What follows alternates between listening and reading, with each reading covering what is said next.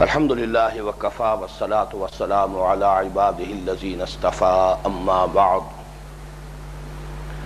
فاعوذ باللہ من الشیطان الرجیم بسم اللہ الرحمن الرحیم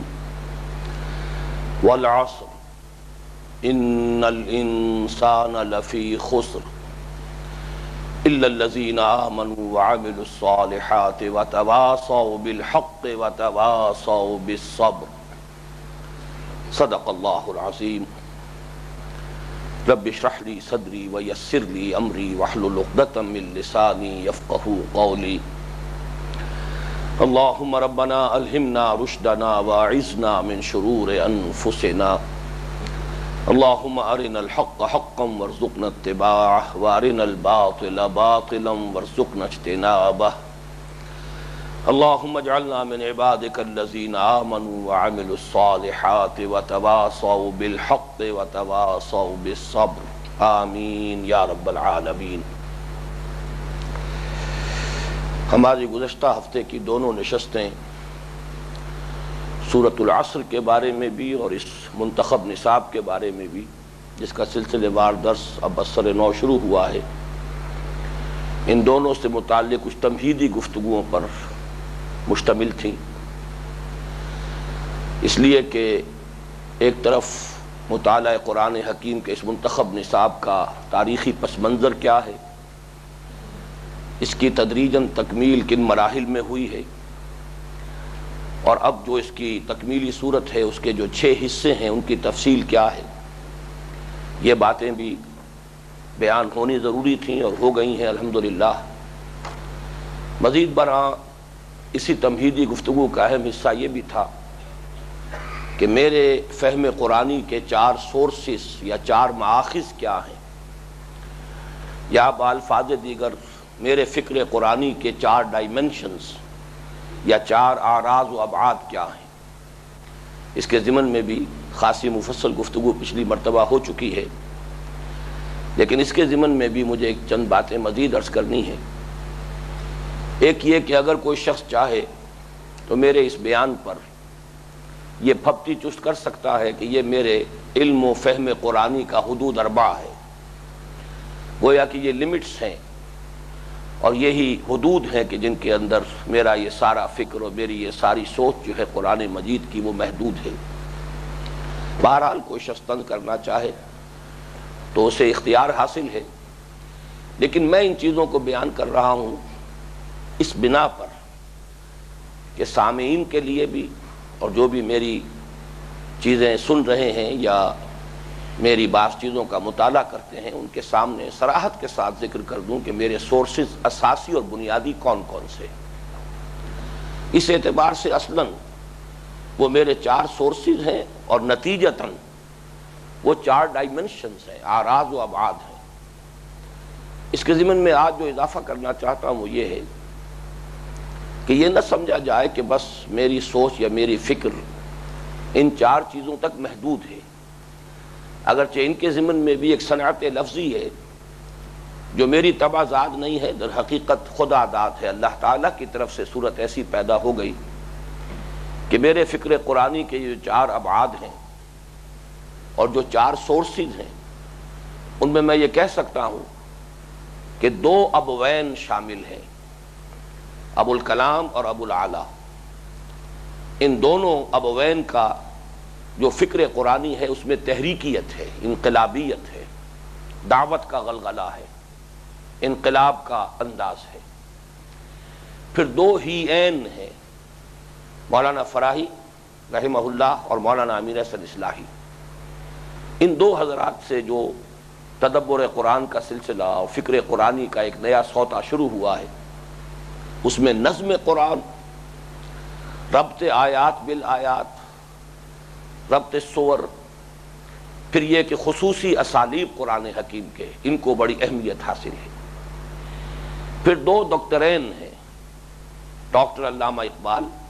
اور ڈاکٹر رفیع الدین۔ فکر قرآنی کا فلسفے کے ساتھ تعلق نفیاً بھی اس باتاً بھی، جدید فلسفے کے کون سے حصے صحیح ہیں جن کا قرآن مجید کے ساتھ جن کی کمپیٹیبلٹی ہے، جن میں توافق پیدا ہو سکتا ہے، کون سے حصے بنیادی طور پر غلط ہیں، جو انکمپیٹیبل ہے، جن کا قرآن مجید کی حکمت کے ساتھ، اس کے فلسفے کے ساتھ، اس کی ہدایت کے ساتھ کوئی تعلق نہیں۔ اسی طرح جدید سائنس سے جو اکتشافات ہیں، یا یہ کہ ان کی بنیاد پر جو نظریات وجود میں آئے ہیں، ان کی بھی تحلیل اور تجزیہ، کہ ان کا کتنا حصہ صحیح ہے از روئے قرآن اور کتنا حصہ غلط ہے اور گمراہی پر مبنی ہے، ان دونوں چیزوں کے ضمن میں جیسا کہ میں نے عرض کیا، یہ دو ڈاکٹرز ہیں، ڈاکٹرین ہیں، ڈاکٹر اقبال اور ڈاکٹر رفیع الدین مرحوم، اور چوتھی میری سورس یہ دو شیخین ہیں، شیخ الہند مولانا محمود حسن رحمہ اللہ اور شیخ الاسلام مولانا شبیر احمد عثمانی رحمۃ اللہ علیہ۔ ان دونوں سے جو کچھ مجھے حاصل ہوا ہے وہ ایک اسلاف کے ساتھ تعلق، اسلاف کی خوشبو جسے میں نے پچھلی مرتبہ عرض کیا تھا، اور دوسرے تصوف کی چاشنی، یعنی ایمان کے وہ ثمرات جو انسان کے باطن میں ظہور پذیر ہوتے ہیں، توکل ہے، راضی برضائے رب رہنا ہے، تسلیم و رضا کی کیفیت ہے، محبت ہے اللہ کی اور اللہ کے رسول کی، یہ تمام چیزیں وہ ہیں کہ جو در حقیقت ایمان ہی کے ثمرات باطنی ہیں، لیکن ظاہر بات ہے کہ یہ کسی فقہ کی کتاب میں زیر بحث نہیں آئیں گے، اس لیے کہ ان کا تعلق باطنی کیفیات کے ساتھ ہے، اور ان کو عام طور پر ہمارے ہاں ان کا جو عنوان ہے وہ تصوف قرار دے دیا گیا ہے۔ بعض حضرات کو اس عنوان سے الرجی ہے، میں بھی اس عنوان کو صحیح عنوان نہیں سمجھتا، اس لیے کہ تصوف کا لفظ مجہول النسب لفظ ہے،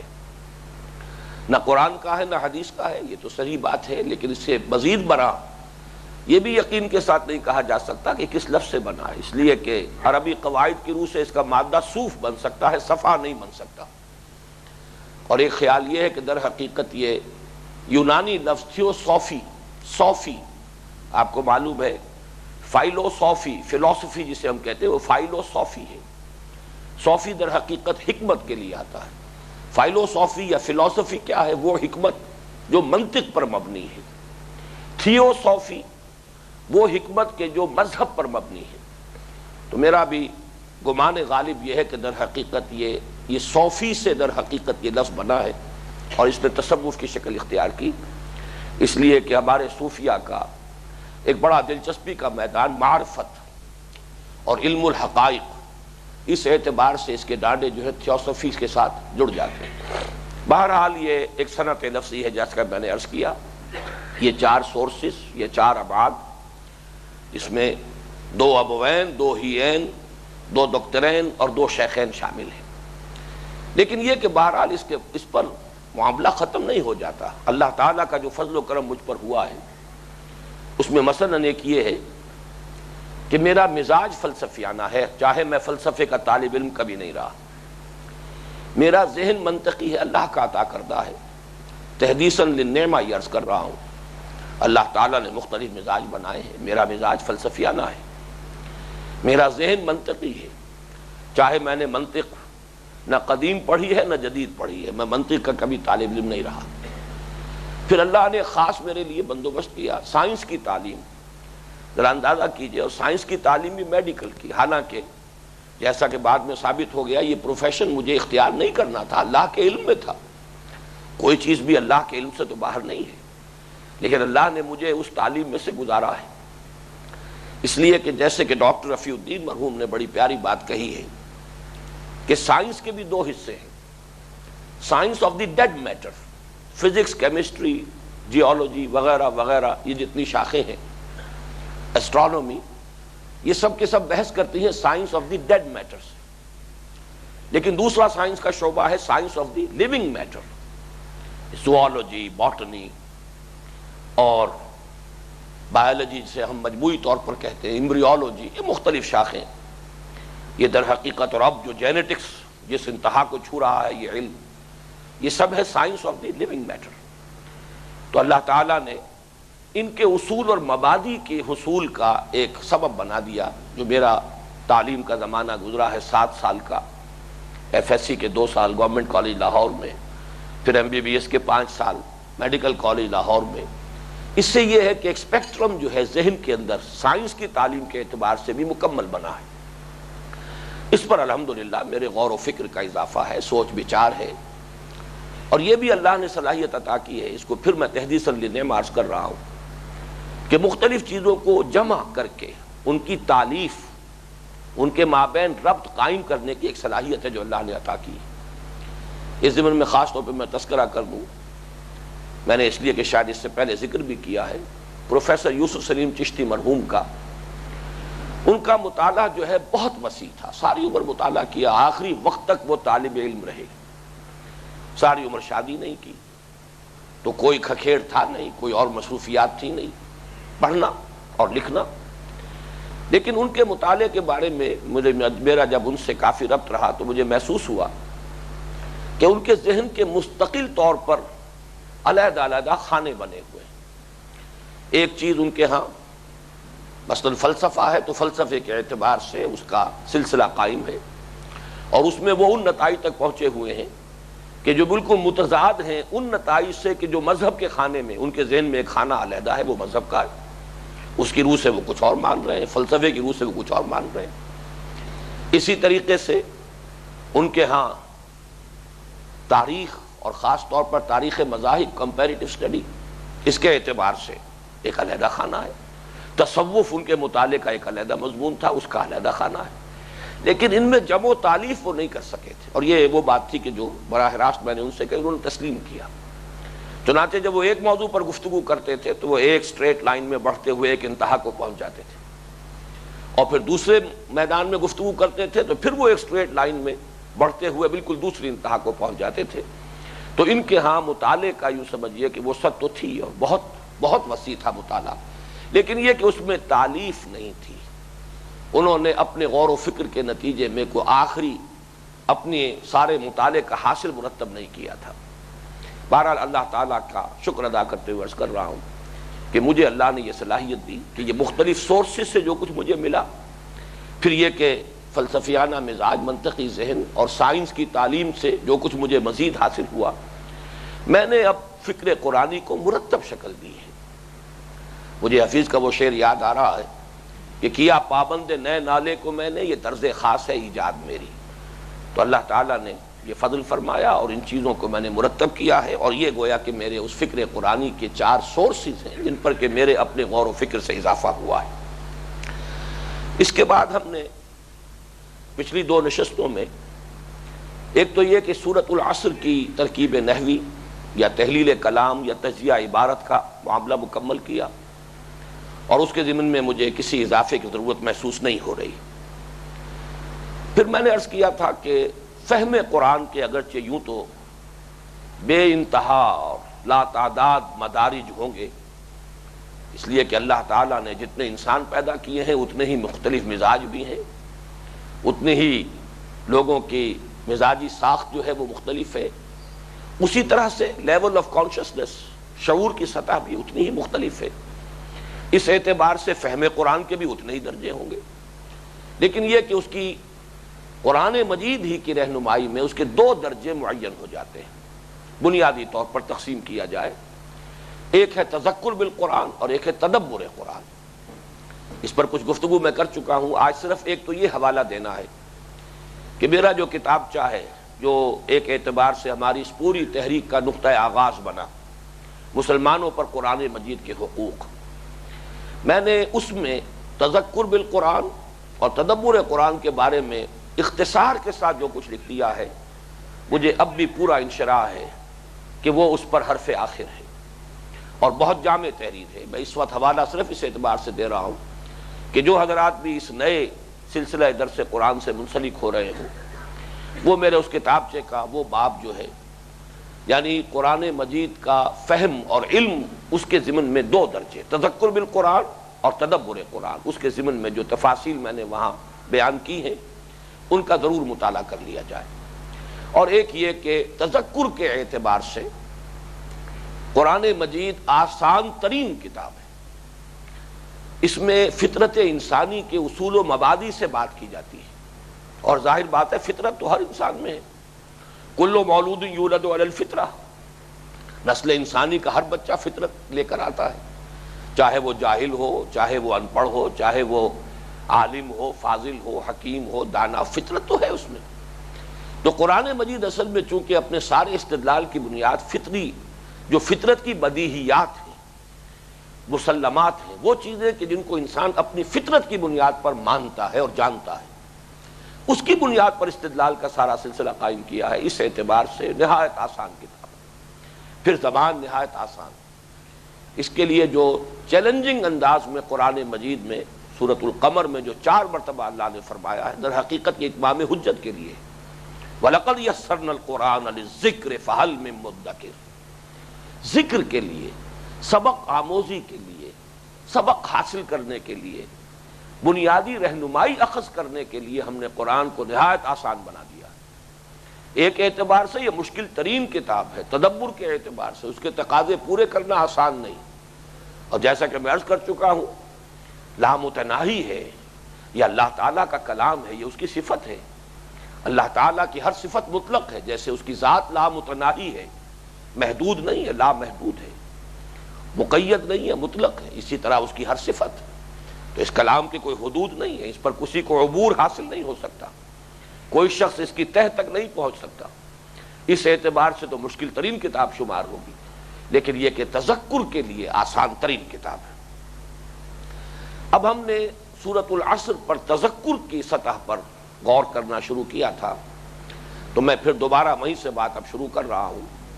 کہ تذکر کے اعتبار سے اس پوری سورت کو جو 3 آیات پر مشتمل ہے، ایک سمپل سٹیٹمنٹ، ایک سادہ بیان کی حیثیت سے اپنے سامنے رکھیے، بلکہ یہ کہ لوح قلب پر نقش کر لیجئے اور اس پر پھر اپنا پوری توجہ کو مرتکز کر دیجئے، جیسے کہ فوکس کر دیا جاتا ہے مائکروسکوپ کو، اور کچھ دیر کے لیے بھول جائیے قرآن مجید میں اس کے سوا کیا ہے کیا نہیں ہے، بھول جائیے کچھ دیر کے لیے ہمارے اعتقادات کیا ہے، عام طور پر ہمارے ہاں کیا چیزیں مانی جاتی ہیں، عقائد جو ہیں جن کو ہم عقائد کے نام سے کہتے ہیں، اس میں کیا کیا باتیں ہیں، ذرا ایک دفعہ یہ در حقیقت اس کا حق ادا کرنے کے لیے کہ اب اسی پر توجہ پورے طور پر مرکوز ہو جائے، فوکس کر دیجئے۔ وَالْعَصْرِ إِنَّ الْإِنسَانَ لَفِي خُسْرٍ إِلَّا الَّذِينَ آمَنُوا وَعَمِلُوا الصَّالِحَاتِ وَتَوَاصَوْا بِالْحَقِّ وَتَوَاصَوْا بِالصَّبْرِ۔ زمانے کی قسم ہے، میں وہ ترجمہ کر رہا ہوں جو بہت سادہ ہے، اس لیے کہ تذکر کی سطح پر گفتگو ہو رہی ہے، ابھی عصر اور دہر کا فرق یہ چھوڑ دیجئے، سادہ ترین ترجمہ جو ہر شخص کے سامنے آ جائے گا۔ زمانے کی قسم ہے، تمام انسان، یقیناً تمام انسان بڑے عظیم خسارے اور گھاٹے میں ہیں، سوائے ان کے جو ایمان لائے اور جنہوں نے نیک عمل کیے، اچھے کام کیے، اور جنہوں نے حق کی، ایک دوسرے کو وصیت کی، تاکید کی، اور جنہوں نے صبر کی، نصیحت کی، تلقین کی۔ اس ایک سمپل سٹیٹمنٹ کو سامنے رکھیے اور اب اس سے کچھ نتائج اخذ کیجیے۔ سب سے پہلا نتیجہ جو اس سے سامنے آتا ہے وہ یہ ہے کہ اس میں انسان کی کامیابی اور ناکامی کا ایک معیار معین کیا گیا ہے۔ ہر انسان کے سامنے کوئی نہ کوئی معیار ہے، خواہ وہ شعوری طور پر اس نے اختیار کیا ہو، اس لیے کہ ہر شخص چاہتا ہے کامیابی، کامرانی، آگے بڑھنا، زندگی لا حاصل نہ رہے، بلکہ یہ کہ اس سے انسان بھرپور طور پر استفادہ کرے، جو حاصل کر سکتا ہو کرے، جو کامیابی بھی اچیو کر سکتا ہو اچیو کرے۔ تو ظاہر ہے اس کے لیے کوئی نہ کوئی معیار، چاہے وہ شعوری ہے اور چاہے وہ تحت الشعور میں ہے۔ لیکن یہ کہ عام طور پر ہمارے سامنے جو معیارات ہیں، اگر ہم اپنے ذہن کا تجزیہ کریں، یا جسے ہم کہتے ہیں اپنے گریبانوں میں جھانکیں، یا جسے ہم کہتے ہیں اپنے دلوں کو ٹٹولیں، تو معلوم ہوگا کہ شعوری یا غیر شعوری طور پر ہمارے ذہنوں میں یہ تصور قائم ہے کہ کامیابی کا معیار ہے روپیہ، پیسہ، دولت، وسائل معیشت کی فراوانی۔ کامیابی کا معیار ہے عزت، وجاہت، دنیا میں اونچا مقام، شہرت، نام و نمود،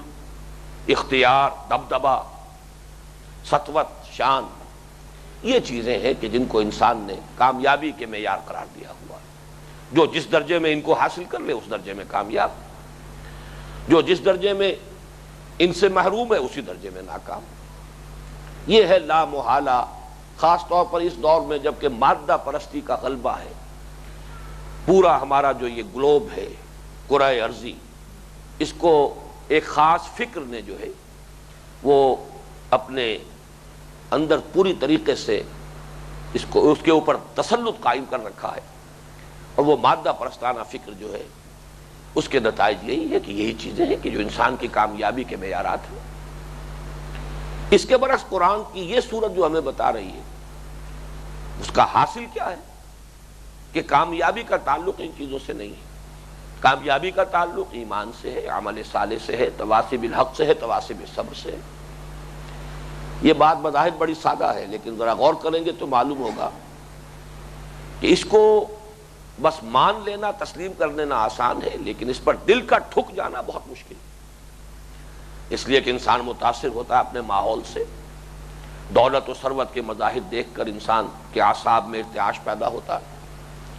دنیا میں آسائشیں ہیں، نام و نمود ہے، شہرت ہے، حیثیت ہے، وجاہت ہے، اقتدار ہے، دبدبہ ہے، ان سب سے انسان متاثر ہوتا ہے، لیکن یہ کہ اس پر قائم رہنا، جیسا کہ میں نے عرض کیا، بہت مشکل ہے۔ اور اس کا جو منطقی نتیجہ نکلتا ہے، اس کا اگر تجزیہ کریں تو وہ یہ ہے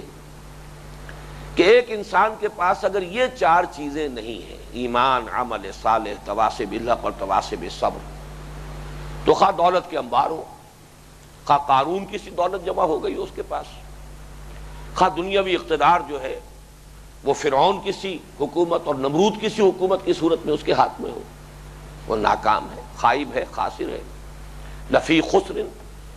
بہت بڑے خسارے اور بہت عظیم ناکامی کے ساتھ اس کا واسطہ ہوگا، دوچار ہوگا۔ اور اس کے برعکس اگر کسی شخص کے پاس یہ چار چیزیں ہیں تو چاہے روکھی سوکھی کھا کر گزارا کر رہا ہو، چاہے اسے فاقے پڑ رہے ہو، چاہے یہ کہ وہ کسی کٹیا میں رہتا ہو یا اس سے بھی آگے بڑھ کر فٹ پاتھ پر سو رہا ہو، کوئی اس کے سر کے اوپر چھت نہ ہو، کوئی اسے جانتا نہ ہو، کوئی بھی اس سے کوئی تعلق قائم کرنا پسند نہ کرے۔ اصل میں یہ الفاظ وہ ہیں جو ایک حدیث میں آئے کہ اللہ کے کچھ بندے ایسے بھی ہوتے ہیں کہ کوئی ان سے رشتہ پسند نہ کرے، اگر وہ کہیں سفارش کرنا چاہیں کوئی ان کی بات سن کر نہ دے، کسی محفل میں وہ باہر نہ پا سکے، لیکن اللہ کے ہاں ان کا مقام یہ ہوتا ہے کہ اگر بھولے سے کسی بات پر قسم کھا بیٹھے تو اللہ تعالیٰ ان کی قسم کی لاج رکھتا ہے۔ یہ معیارات ہیں مختلف، ان معیارات کے حوالے سے در حقیقت انسان کا ایٹیچیوڈ معین ہوتا ہے، اس کی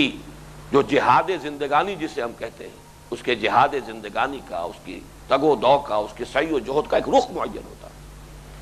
اگر معیار یہ قائم ہو جائے، وَالْعَصْرِ إِنَّ الْإِنسَانَ لَفِي خُسْرٍ إِلَّا الَّذِينَ آمَنُوا وَعَمِلُوا الصَّالِحَاتِ وَتَوَاصَوْا بِالْحَقِّ وَتَوَاصَوْا بِالصَّبْرِ۔ یہ چار چیزیں ہیں تو کامیابی ہے، چاہے اور کچھ نہ ہو، اور یہ چار چیزیں نہیں ہیں تو ناکامی ہے، چاہے اور سب کچھ ہو۔ اس درجے میں اس پر یقین اور اس پر دل کا ٹھک جانا، در حقیقت یہی سبب ہے کہ صحابہ کرام کی ہمیں یہ روایت ملتی ہے کہ معمول میں یہ بات شامل تھی۔ کان الرجلان، یہ میں نے اپنے اس کتابچے کے اندر بھی یہ قول نقل کیا ہوا روایت، کان الرجلان من اصحاب النبی صلی اللہ علیہ وسلم اذا التقیا لم يتفرقا حتى يقرأ احدهما على الاخر سورة العصر ثم يسلم احدهما على الاخر۔ حضور کے صحابہ میں سے جب دو کی ملاقات ہوتی تھی تو وہ ایک دوسرے سے علیحدہ نہیں ہوتے تھے، جدا نہیں ہوتے تھے، جب تک کہ ایک دوسرے کو سورۃ العصر سنا نہیں لیتے تھے، اور پھر ایک دوسرے کو سلام کر کے جدا ہوتے تھے۔ اس لیے کہ واقعتاً یہی چیز ہے اصل فیصلہ کن۔ اگر یہ نقش کہیں دھندلا جائے، اگر اس کی پکڑ جو ہے انسان کے اعصاب پر کمزور پڑ جائے تو انسان کا عمل غلط ہو جائے گا، پھر وہ دولت کی طرف بھاگے گا، دنیاوی وجاہت اور عزت کی طلب میں غلط راستے اختیار کرے گا۔ اگر یہ فکر معیار جو ہے یہ کامیابی اور ناکامی کا، اس کی گرفت مضبوط رہے ہمارے اعصاب پر، ہمارے سوچ کے اوپر اس کا تسلط رہے، تو پھر یہ ہے کہ طرز عمل درست ہوگا، زندگی کا جہاد صحیح رخ پر ہوگا، تگ و دو اور سعی و جہد جو ہے زندگی میں وہ اپنے صحیح خطوط پر آگے بڑھے گی۔ دوسرا نتیجہ، اور وہ یہ، اور وہ بھی پھر میں عرض کروں گا بھول جائیے ہمارے ہاں جو اعتقادات ہیں، جو مرتب ہو گئے ہیں عقائد، اس وقت ان کو ذرا ذہن سے نکال کر صرف اس صورت پر توجہ کو مرتکز کیجیے، غور و فکر کل کا کل اس میں، آخر اللہ کا کلام ہے، اس میں جو لفظ آیا ہے بامانی آیا ہے، کسی وجہ سے آیا ہے، اس میں جو ربط قائم ہوا ہے وہ بغیر کسی سبب کے نہیں ہے، بغیر کسی دلیل کے نہیں ہے، اپنی جگہ پر ایک مکمل صورت ہے جس کی عظمت کا یہ عالم ہے کہ امام شافعی کہہ رہے ہیں کہ لو تدبر الناس هذه السورة لوسعتهم لو لم ينزل من القرآن سواها لكفت الناس۔ تو اس پر توجہ کا اور اس پر غور و فکر کا حق ادا ہوگا جبکہ ذرا ایک دفعہ ذہن سے دوسری چیزوں کو نکال دیں۔ اس کے یہ معنی نہیں ہے کہ کوئی تضاد ہے، وہ میں بعد میں عرض کروں گا، وہ در حقیقت وہ سطحیت کا نتیجہ ہے، ورنہ کوئی تضاد نہیں ہے، لیکن اس وقت میں چاہ رہا ہوں کہ توجہ کو خالصتاً اس پر مرکوز کیجیے۔ دوسرا نتیجہ جو اس سے برآمد ہوگا وہ یہ ہے کہ اس میں کامیابی کے کم سے کم لوازم کا تذکرہ ہے، اس لیے کہ اسلوب کلام یہ بھی ہو سکتا تھا کہ زمانہ گواہ ہے، زمانے کی قسم ہے، جو لوگ یہ 4 شرطیں پوری کریں جن میں یہ 4 اوصاف ہو ان کو بڑے مراتب عالیہ نصیب ہوں گے، ان کا بہت اونچا درجہ ہوگا، قدم صدق عند ربہم، اپنے رب کے ہاں ان کا بڑا اونچا پایا ہوگا۔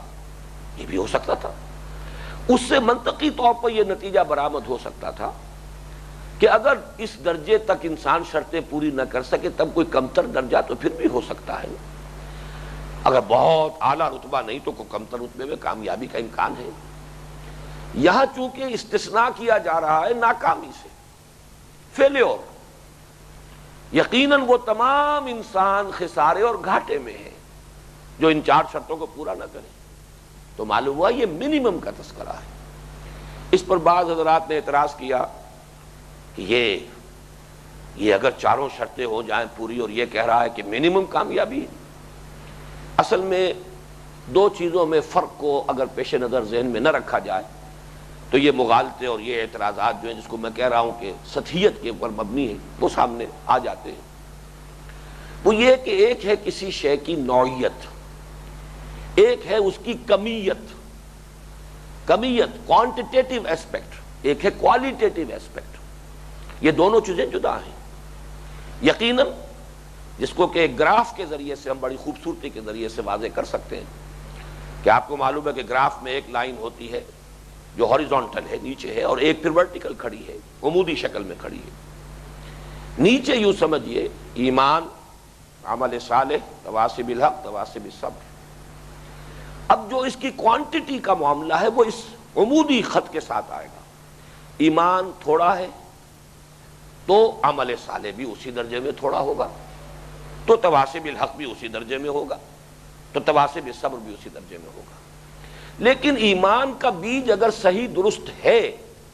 تو لا محالہ اس سے عمل صالح اور اس سے تواصی بالحق اور اس سے تواصی بالصبر وجود میں آئیں گے۔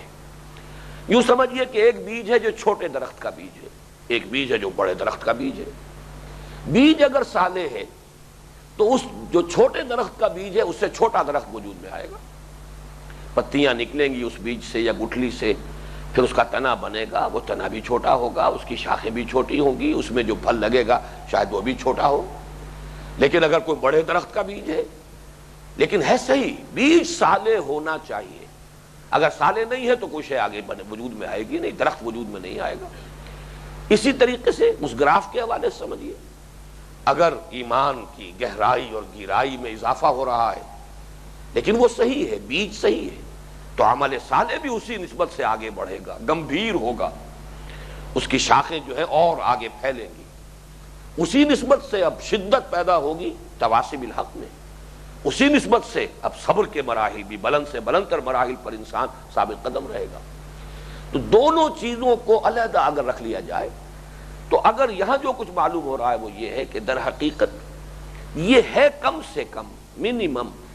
0 لیول سے ذرا اوپر چلیں گے تب بھی یہ 4 چیزیں آئیں گی، ایمان بھی، عمل صالح بھی، تواصی حق بھی، تواصی بالصبر بھی۔ اس سے اوپر جائیں گے پھر 4 چیزیں اسی مناسبت سے آگے بڑھ جائیں گے، اور اوپر جائیں گے پھر 4 چیزیں اسی نسبت سے اعلیٰ تر درجے کے اوپر ہوں گی۔ لیکن یہ کہ ہے یہ 4 لازم، یہی ہے در حقیقت تیسرا سبق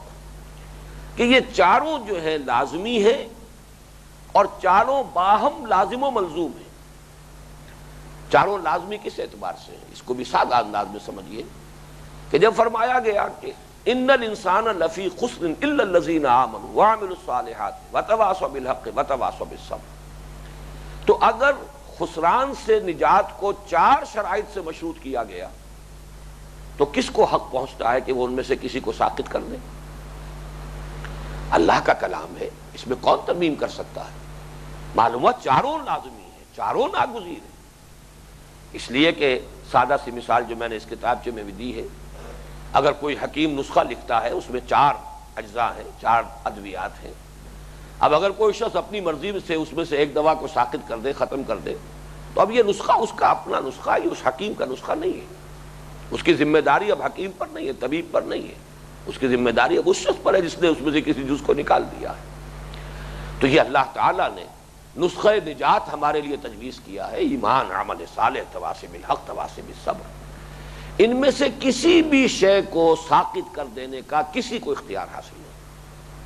اور یہی وہی بات ہے جو میں عرض کر چکا ہوں، ایمان کا بیج اگر صالح ہے تو اس سے یہ چاروں چیزیں لازماً وجود میں آئیں۔ ایمان کے بعد عمل صالح، عمل صالح اپنی ایک پختگی کو پہنچے گا، اس میں برگ و بار لگیں گے تواصی بالحق اور تواصی بالصبر کی۔ البتہ فرق رہے گا، کوانٹیٹیٹو فرق رہے گا، وہ فرق اپنی جگہ پر ہے، لیکن یہ کہ اس ایمان کے بیج کے صالح ہونے اور صحیح ہونے کا منطقی اور لازمی نتیجہ یہ ہے کہ یہ تینوں منزلیں بعد میں وجود میں آئیں گی۔ اسی اعتبار سے امام رازی رحمۃ اللہ علیہ کا قول جو بہت ہی اس اعتبار سے میں عرض کروں گا قول فیصل کا درجہ رکھتا ہے، وہ بھی اس کتابچے میں موجود ہے، اور میں یہ چاہتا ہوں کہ جو حضرات بھی ان دروس میں شرکت کر رہے ہیں اس کتابچے میں شامل ان عبارات کو پڑھیں، یاد کریں، اس لیے کہ واقعہ یہ ہے کہ جیسا کہ میں اپنے گزشتہ ہفتے کے ان دونوں نشستوں میں عرض کر چکا ہوں کہ میرا اپنا طرز عمل یہی رہا اور یہی میں آپ کے سامنے پیش کر رہا ہوں کہ حضور صلی اللہ علیہ وسلم کی جو ایک حدیث مبارک ہے کہ بلغوا عنی ولو آیۃ، یہاں تو سورت کا معاملہ ہے، ایک سورت بھی اگر آپ سمجھ لیں تو گویا کہ قرآن مجید کا 1/114 حصہ آپ کے اس کی دولت جو ہے وہ آپ کو دستیاب ہو گئی ہے۔ 114 صورتیں ہیں، اس صورت کے آپ مبلغ بن جائیں۔ اگر صحابہ کرام ایک دوسرے سے ملاقات میں ایک دوسرے کو تذکیر کرتے تھے، اس صورت کی یاد دہانی کرا دیتے تھے، یہی طرز عمل ہمیں اختیار کرنا چاہیے اور اسے آگے پھیلانا ہے۔ تو ان عبارات کو یاد کرنا ضروری ہے، اس لیے کہ بہت پیاری عبارت ہے امام رازی رحمۃ اللہ علیہ کی کہ فی ہذہ الآیہ فیہا وعید شدید، اس آیت میں تو اللہ تعالیٰ کی طرف سے بڑی شدید وعید ہے،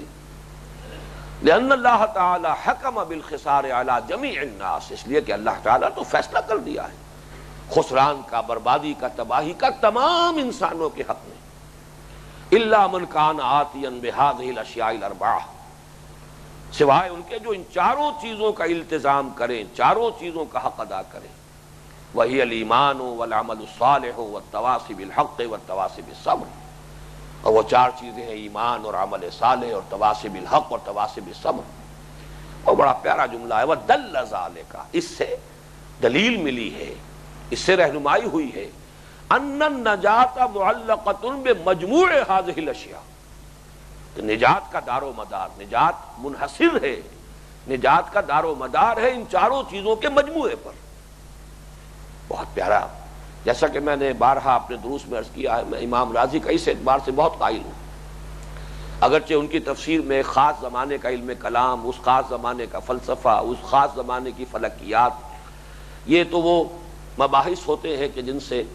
انسان کی طبیعت جو ہے پھر کچھ گھبراتی ہے، اس لیے کہ اصول و مبادی فلسفے کے بدل چکے، اصول و مبادی فلکیات کے بدل چکے،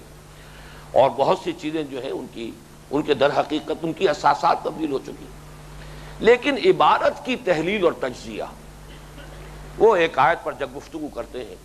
تو اس عبارت کی تحلیل اور تجزیہ جس خوبصورتی کے ساتھ کرتے ہیں، جس کمال اور کمال مہارت کے ساتھ کرتے ہیں، کم سے کم میرے علم میں ان کا ثانی اس میدان میں کوئی اور نہیں ہے۔ اور پھر سوال پیدا کر فیہا مسائل، یہ مسائل ہے، اب وہ مسائل بھی، یہ ایک صاحب نے کہا اور صحیح کہا کہ سوالات پیدا کرنے میں امام رازی کا کوئی جواب نہیں، لیکن یہ ضروری نہیں کہ جو بھی سوالات وہ پیدا کر دیں ان کے جوابات بھی دے سکیں۔ میں یہ سمجھتا ہوں یہ دیانت کا تقاضا ہے، ایک انسان جو بھی سوالات ہیں اگر انہیں اس نے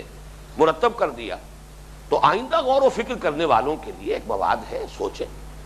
یہ تو غور و فکر جاری رہے گا، لا تنقضی عجائب ہو، اس قرآن کے عجائب تو کبھی ختم نہیں ہوں گے،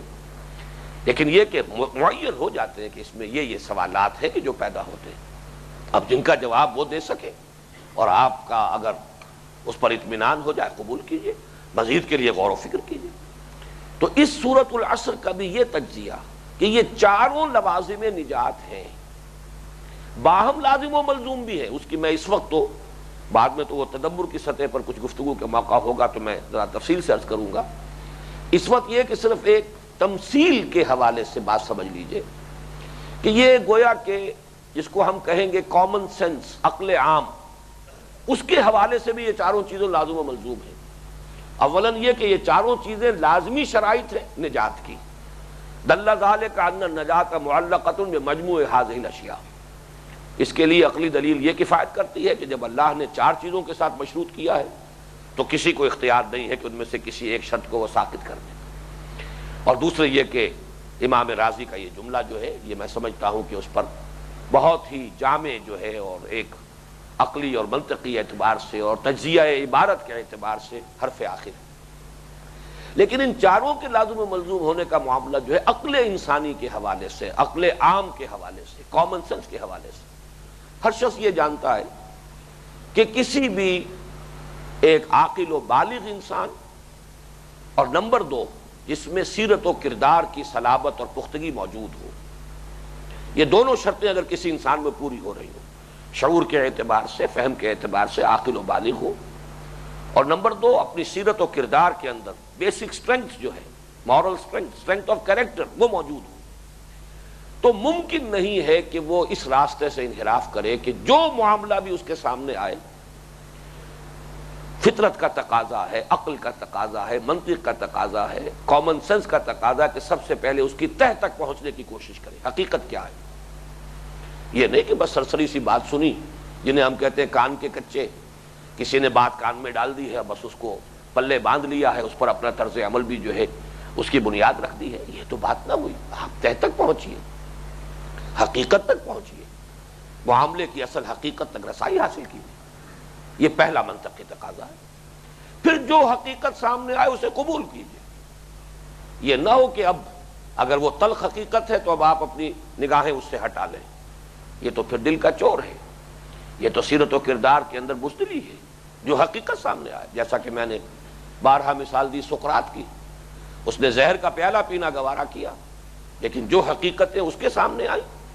اس پر زبان بند رکھنا بھی گوارا نہیں کیا۔ مطالبہ یہ نہیں تھا اس معاشرے کا کہ تم ان چیزوں سے دستبردار ہو جاؤ، یہ نہیں، یہ تو غیر منطقی بات ہوتی ہے۔ ایک شخص کا ذہن ہے، وہ اس پر قادر نہیں ہے کہ اپنے ذہن کو تبدیل کر سکے، اس کی سوچ ہے، اور یہ مطالبہ نہیں تھا، صرف یہ مطالبہ تھا زبان بند رکھو، اس کو بیان نہ کرو، اس کو عام نہ کرو، لیکن اس کو بھی اس نے گوارا نہیں کیا، اور اس نے اس پر ترجیح دی ہے زہر کا پیالہ پی کر اپنی زندگی ختم کرنے کو۔ اگر دو ہی آلٹرنیٹیوز ہیں تو پھر میں زندگی کو ختم کرنے کو ترجیح دیتا ہوں، اس پر کہ میں زندہ رہوں اور جس شے کو میں حق سمجھتا ہوں اسے میں بیان نہ کر سکوں۔ تو یہ تو تیسرا مرحلہ، بلکہ عقل عام کا تقاضا کیا ہوگا؟ پہلے ہر شے کی حقیقت تک خود پہنچیے، اس کی تہ تک پہنچیے، جو حقیقت منکشف ہو قبول کیجیے، اختیار کیجیے، اس کا کوئی عملی تقاضا ہے تو اب اس کو پورا کیجیے، پھر یہ کہ اب اس کا اعلان کیجیے، اس کا چرچا کیجیے، اس کو بیان کیجیے۔ کوئی اندیشہ نہ ہو کہ اس سے ریزنٹمنٹ ہوگی، اس سے فلاں ناراض ہو جائے گا، اس سے میرے فلاں جو ہے مفادات اس کے اوپر آنچ آ سکتی ہے۔ یہ تمام چیزیں، ان میں سے اگر کوئی بھی دامن گیر ہو جائے، کوئی بات بھی جو ہے انسان کو حق بات کے کہنے سے، اس کے برملا اعلان کرنے سے اگر روک دے تو معلوم ہوا کہ سیرت نام کی کوئی شے نہیں ہے، کردار نہیں ہے، بودا انسان ہے، تھوڑ دلا انسان ہے، اس کے اندر سیرت کی طاقت اور کردار کی قوت موجود نہیں ہے۔ اور اب اس کے بعد اگر ریزنٹمنٹ ہوئی بالفعل، مخالفت ہوئی، استہزاء ہو، تمسخر ہو، پرسیکیوشن ہو، مار پڑے، جیل میں جانا ہو، اب ثابت قدم رہنا، یہ گویا کہ سیرت و کردار کا ٹیسٹ ہے۔ اگر یہاں بھی انسان نے پیٹھ دکھا دی تو معلوم ہوا کہ بہت انسان کم ہمت انسان، تھوڑ دلا انسان۔ تو جیسا کہ میں نے عرض کیا، دو شرطیں اگر پوری ہوں کہ انسان ذہناً اور شعوری اعتبار سے بالغ ہو، عاقل و بالغ انسان، اور نمبر دو سیرت و کردار کی اگر پختگی اور مضبوطی اور اگر کیریکٹر کی اسٹرینتھ موجود ہے، تو ممکن ہی نہیں ہے کہیں بھی اس لائن سے ڈیویٹ کرنا ممکن نہیں ہے۔ یہی ہے در حقیقت ربط اس میں، اس کائنات کی اصل حقیقت وجود، زندگی کی حقیقت، اپنی زندگی کا معال، پھر یہ کہ خیر و شر کی حقیقت، یہ ساری چیزیں ہیں کہ جن کے مجموعے کا نام ایمان ہے۔ پہلے انسان اس تک رسائی حاصل کرے، پھر جو چیزیں اس کے سامنے آئیں اور اس نے قبول کیا، ذہناً اور قلباً اختیار کیا، اب اس کے عملی تقاضوں کو پورا کرے، اور پھر یہ کہ اسی کا پرچارک بن کر کھڑا ہو، اسی کا اعلان کرے، نہ صرف اعتراف کرے، اعلان کرے، برملا ڈنکے کی چوٹ۔ اور پھر یہ کہ اب جو تکلیف آئے، بڑا پیارا جملہ ہے وہ جو حضرت لقمان کی نصائح میں آیا، یا بنی اقم الصلاۃ وامر بالمعروف وانھ عن المنکر واصبر علی ما اصابک ان ذلک من عزم الامور۔ نیکی کا حکم دو، بدی سے روکو، اور پھر صبر کرو اس پر جو تم پر بیتے، اس لیے کہ بیتے گی لا محالہ، اس لیے کہ ہو نہیں سکتا کہ اس دنیا میں آپ حق کی بات کہیں اور آپ پر کوئی ابتلا اور آزمائش اور تکلیف نہ آئے۔ تو صبر، ان ذلک من عزم الامور، جسے میں کہتا ہوں اسٹرینتھ آف کیریکٹر، وہ یہاں لفظ عزم میں آیا ہے۔ صاحب عزیمت انسان، اولو العزم انسان، جن کی مضبوط قوت ارادی ہے، یہ ان کے لیے لا محالہ یہی راستہ ہے۔ والعصر ان الانسان لفی خسر الا الذین آمنوا وعملوا الصالحات وتواصوا بالحق وتواصوا بالصبر۔ چوتھا نتیجہ جو نکلتا ہے اس عبارت سے، وہ در حقیقت تاکید اور ایمفیسس کی انتہا ہے، جو اس میں اس چھوٹی سی صورت میں 3 آیتوں پر، چند الفاظ پر مشتمل صورت میں اللہ تعالیٰ نے جتنے بھی اسلوب ہیں تاکید کے جمع کر دیے۔ سب سے پہلے تو یہ کہ جو شخص بھی اس صورت کو پڑھ رہا ہے اور اس کا ایمان ہے کہ یہ اللہ کا کلام ہے، تو ایک ہیبت تو ابتدائی طور پر اس پر طاری ہو جانی چاہیے۔ اللہ کا کلام ہے، مستند ہے ان کا فرمایا ہوا۔ اللہ تعالیٰ من اصدق من اللہ قیلا من اصدق من اللہ حدیثا،